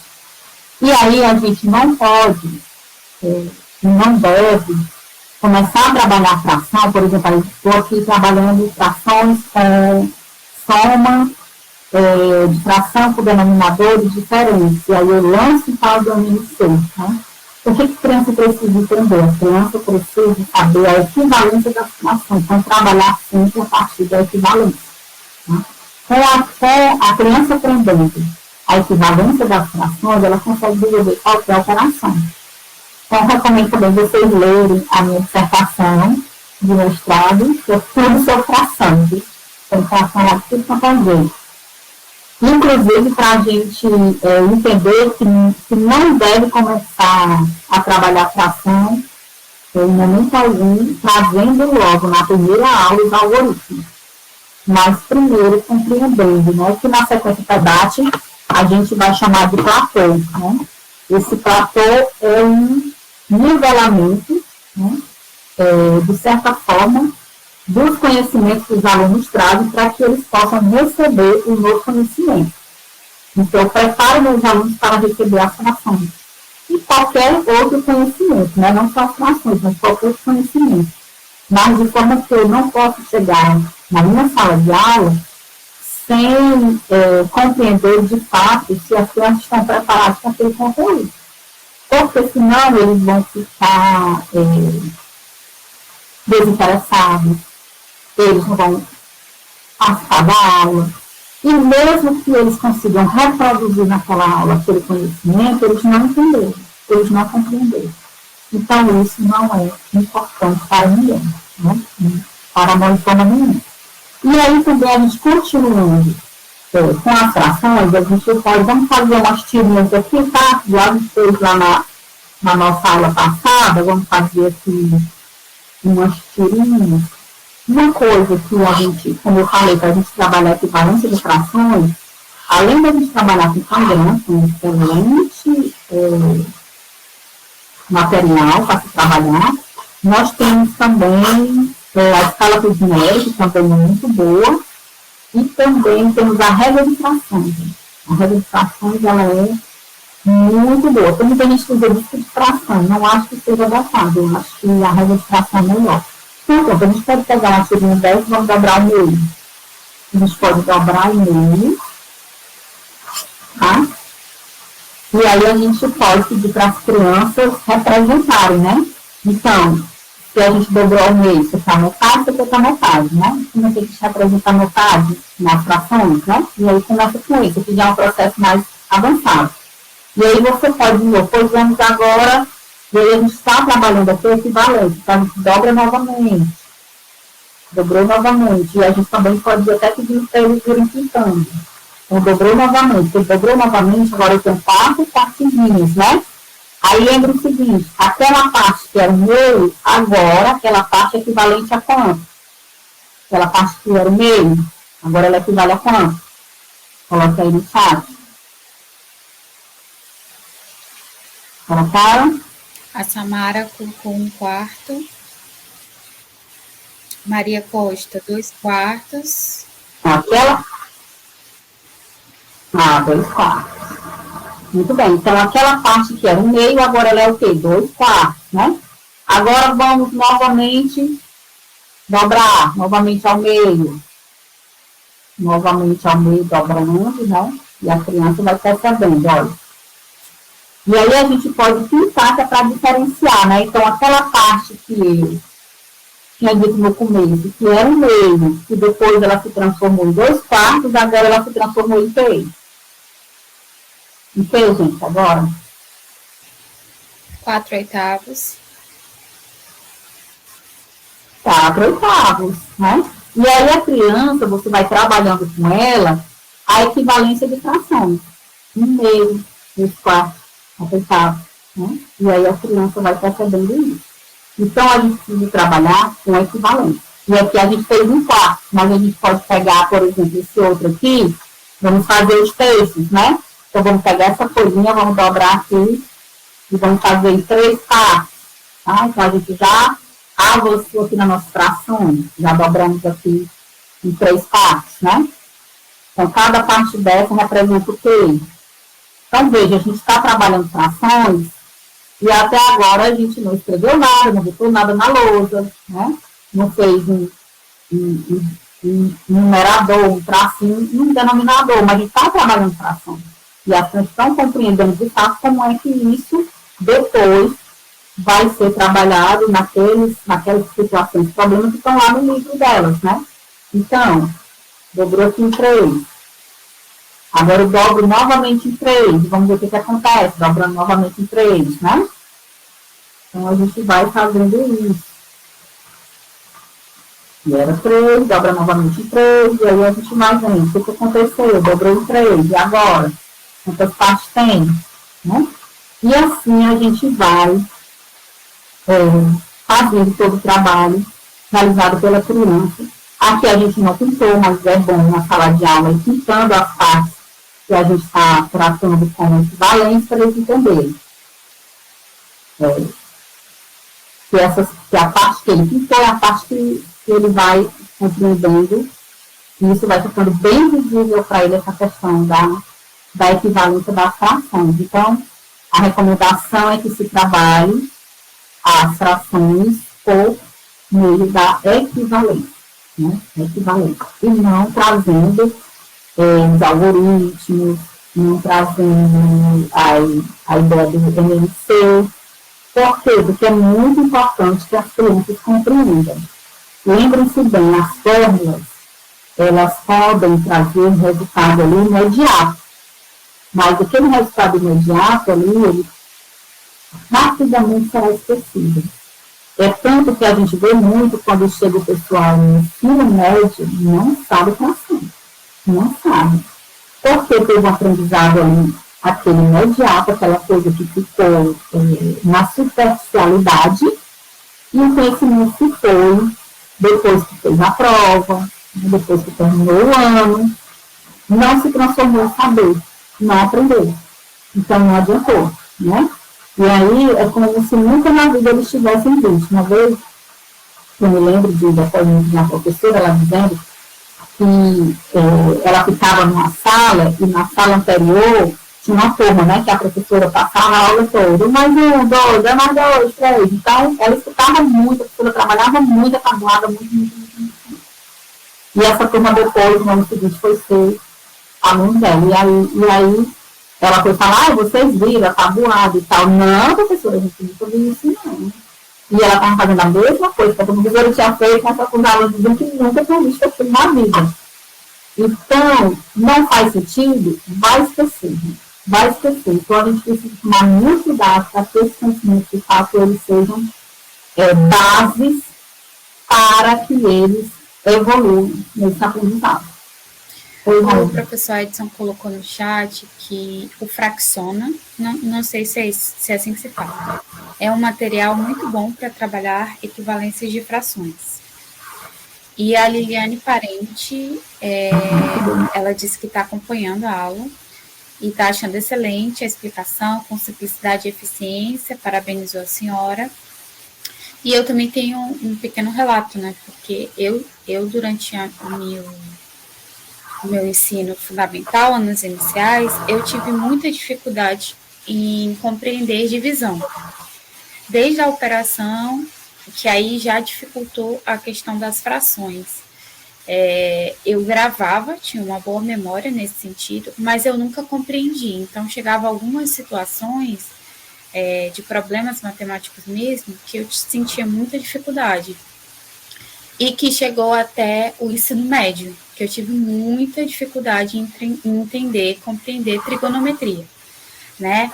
Então, realmente, se houvesse, né, naquela época, esse cuidado, né, esse trabalho, um trabalho de fração um pouco mais concreto, né, mais contextualizado, no sentido de aproximar mesmo, de fazer sentido, talvez eu não tivesse tanta dificuldade e hoje não teria, né?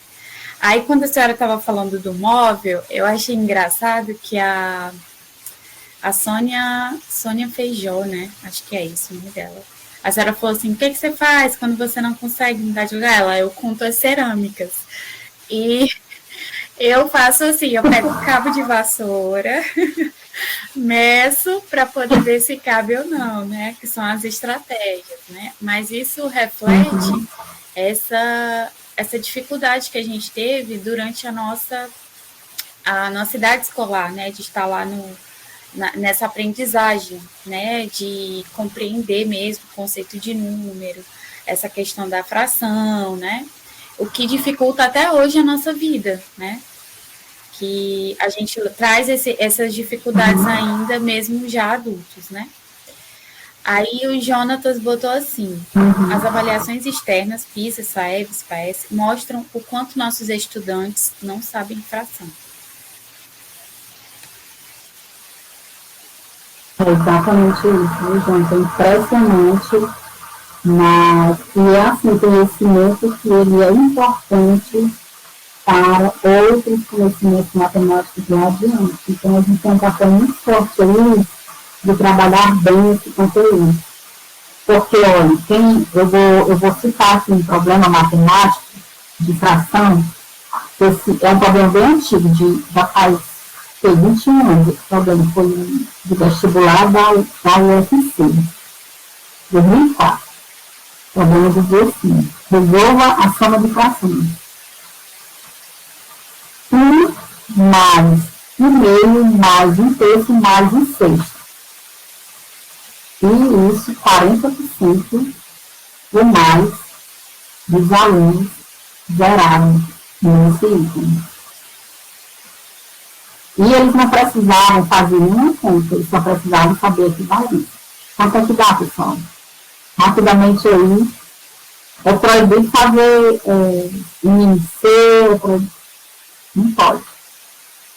Só pelo raciocínio matemático. Diz aí, quanto é que dá esse valor? E aí tem os itens lá, né, para você marcar. Albert, você pediu para repetir, professora. 1/2 mais 1/2 mais 1/3 mais 1/6.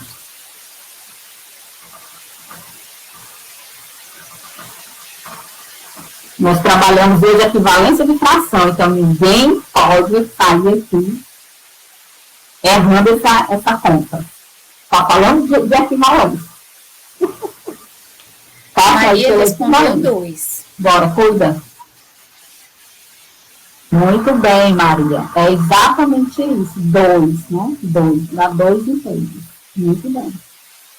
E é impressionante como os alunos não sabiam responder, né, gente? Então, isso e até hoje, né? Isso reflete o não aprendizado desse conhecimento, e que é tão importante para outros conhecimentos, né? Então, essa é a nossa aula de hoje. Vocês têm alguma pergunta, alguma dúvida? Ah, desculpa, Janta, pode falar. Não tinha visto não.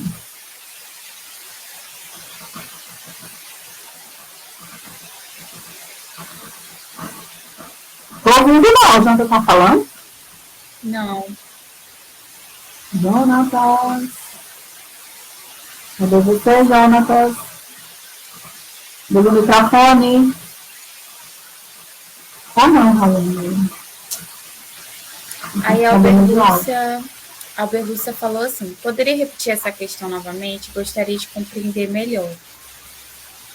1/2, 1/2 e 1/6?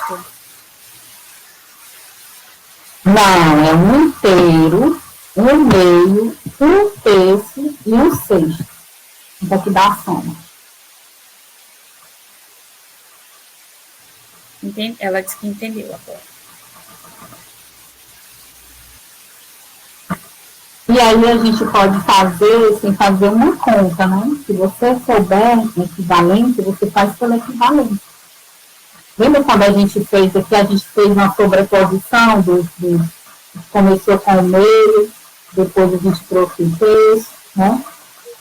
Então, é algo que fica assim, muito importante para a gente trabalhar, viu, gente? Oi, Jonatas, pode falar. A Rayane comentou, né? Que muitas vezes alunos, eles reproduzem de memória, mas não compreendem o conceito.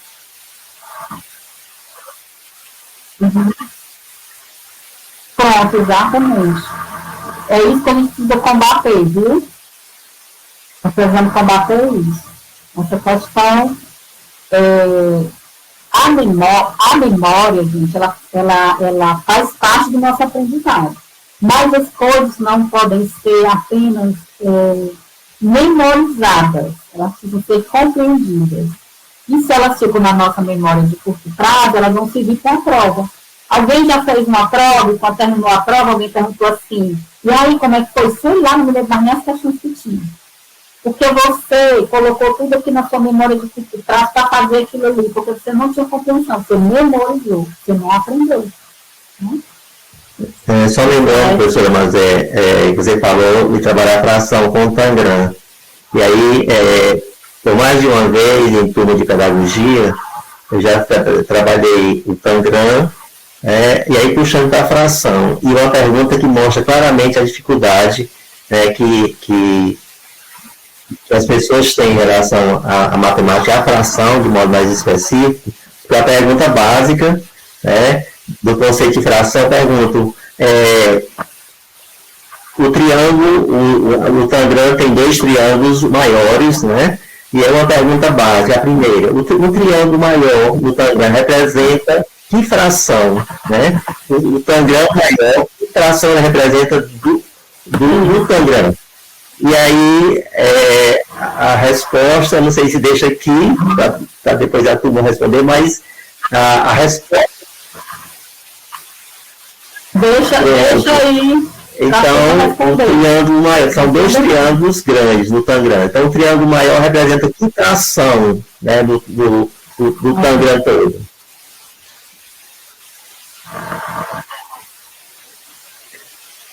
Exatamente. E aí a gente precisa, no trabalho, eu gosto demais, eu uso demais, porque para mim é importantíssimo. Deixa eu até aproveitar e mostrar aqui uma coisa para vocês, para a gente fechar aqui a aula, né? Já chegamos no nosso horário, né? Só para mostrar aqui para vocês uma plataforma que eu gosto muito, que é essa, acho que vocês conhecem, Racha Cuca. Anotem aí. Olha, aqui tem vários desafios das técnicas do Tangram. Também é bem interessante. Aqui a gente trabalha a área, gente, de uma forma muito interessante, muito instigante. Porque uma coisa que a gente vai trabalhar, né, na próxima aula, quando a gente vai trabalhando grandezas e medidas, vamos trabalhar área e perímetro, que são dois conceitos que são bem complexos das crianças compreenderem.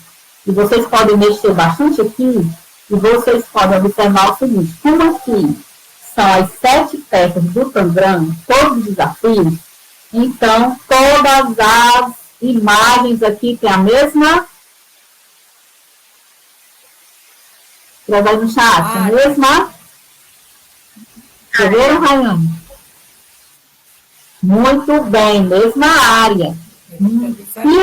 E o perímetro? Diferente. E isso a gente pode trabalhar bastante com as crianças. Então, a gente vai ver isso aqui na próxima aula, se vocês quiserem logo mexendo, tá? Só que é viciante. Eu digo logo para vocês, quem começa a fazer não quer parar mais. É um joguinho muito legal, muito bacana mesmo. E aí, cada um de vocês pode escolher um desses que vem cheio de plataforma agora, tudo cheio de coisa, né? Como é que chama? Propagandas, né? Mas está aqui o desafio de aspecto do Tangram. E aí você vai montar. Viu? Aí você pega cada peça e você vai encaixando aqui. E aí você trabalha com eles área e perímetro, tá? Isso vai ficar para a nossa próxima aula. Então, vocês mexam. Na próxima aula, a gente vai falar tanto do que o professor Edson deixou aí, né? A área das figuras do Tangram, como também falar um pouco aqui desse material mais online, tá? E vamos falar de grandezas e medidas e estatística e probabilidade. Vai ser nossa próxima aula. Gente, por favor, não esqueçam de ir para a plataforma, desenvolver as atividades lá, assistir todas aquelas videoaulas, viu? Não é por nada não, mas aquelas videoaulas foram bem pensadas, bem trabalhadas, foram bem... Me esforcei bastante para fazer, assim, umas boas videoaulas, então vão lá, perde um tempinho lá, mas ganha de outra forma, né, que é no aprendizado. Faz todas as atividades, entra nos fóruns, tá? A gente está acompanhando aqui vocês, e para a nossa última aula, presencial vai ser a apresentação desse projeto de ensino, tá? Pois um abraço e um beijo para todos vocês. Muito obrigada, Rayane, Edson, todos vocês que estiveram aqui, nos falaram, ou ficaram caladinhos. Como eu não gosto de usar óculos, né? Não vi ninguém. Eu não consigo ler aqui o chat, né? Eu quero aparecer sem óculos, viu, gente? Aí eu não enxergo nada. Eu fico só vendo aqui os bustos. Mas, enfim, um abraço para vocês e espero que vocês tenham gostado da aula de hoje, tá? Deixa aí nos comentários se gostaram. Obrigada, professora. Vamos em frente. Podem ligar o microfone e dizer tchau. Boa noite, obrigada.